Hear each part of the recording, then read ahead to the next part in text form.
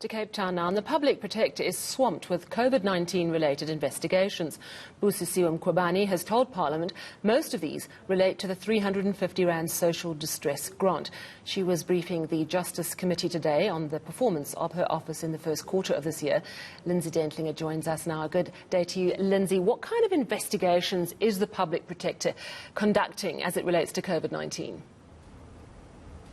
Sally, she's still before Parliament as we speak, but what she's told them so far is that she's investigating 1,600 COVID-19 related complaints, and most of those, Sally, relate to that R350 social distress grant that people could receive until the end of this month. But she's also, Sally, investigating complaints related to personal protective equipment. As we know, that is forming the bulk of investigations across state departments, and the Public Protector says those investigations that she's carrying out are worth around R4 billion.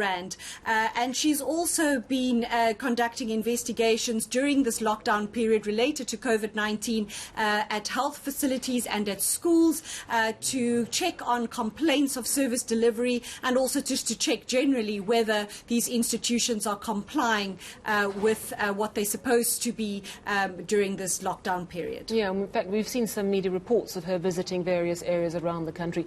So what is the Public Protector saying today about the challenges that she's facing in terms of investigations by her office, just overall?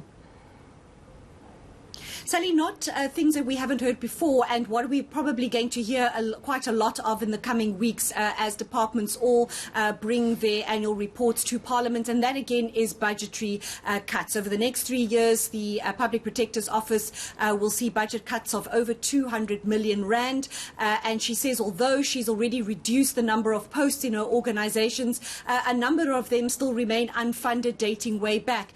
But Sally, besides those budgetary and investigative capacity challenges that she's pointing out, she's also taken a pot shot this afternoon at the National Prosecuting Authority. She was making the point that many state departments do not cooperate with her in her investigations, also probably something not new, but highlighting, she says, the National Prosecuting Authority being less than helpful when it comes to helping her with investigations. She says she understands that a lot of what they are dealing with is sensitive documents and sensitive information, but that she's there to investigate maladministration, and she would expect them to help her. She's gone as far as to say that the tone and the language used in correspondence from the NPA to her office is less than collegial, and she wants Parliament's Justice Committee to step in and do something about that kind of relationship. Sally, she's also wanting to amend the act that governs her office to compel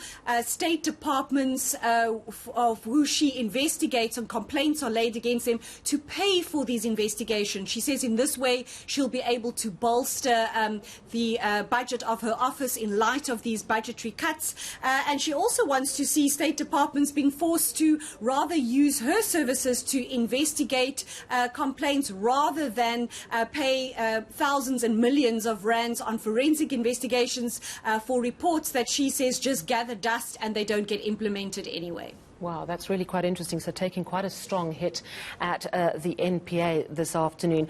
Just on the budget cuts, I mean, she's going to have to stand in line. The NPA is also saying that they need more money, and so is SARS. But now, we know, of course, the Public Protector's relationship with Parliament is tenuous, some might say awkward, given that she's taken the legislative court over her fitness to hold office. Have there been any developments in this matter? Was it touched on at all today? Well, Sally, as I said, this meeting is still ongoing. It only started just over an hour ago, and I'm expecting MPs to hit out with some quite hard questions for her as the evening goes on. But we do know that the Public Protector was finally before court in August, challenging the rules of Parliament that are to be used to possibly investigate her fitness to hold office. Today, we heard from Speaker Thandi Modise during a planning meeting of Parliament saying that that they are continuing with this process, even though the court has not yet delivered any form of judgment in this matter. So the Speaker is having a bit of a hard time finding people to sit on this panel that will look at the prima facie evidence against the Public Protector and determine whether it's necessary for Parliament to hold an inquiry into her fitness to hold office. But the Speaker making it quite clear today, and backed up by her legal team, that they will continue with this process. She says she has recommendations on the table of people who could possibly sit on this panel and have a look at the evidence against the Public Protector. And so she's not putting that process on hold while we wait for the Western Cape High Court to deliver its judgment in that interdict being sought by Busisiwe Mkhwebane to put a stop to Parliament carrying on with this process. Well, we'll let you get back to that. Thank you very much, Lindsay Dentlinger, giving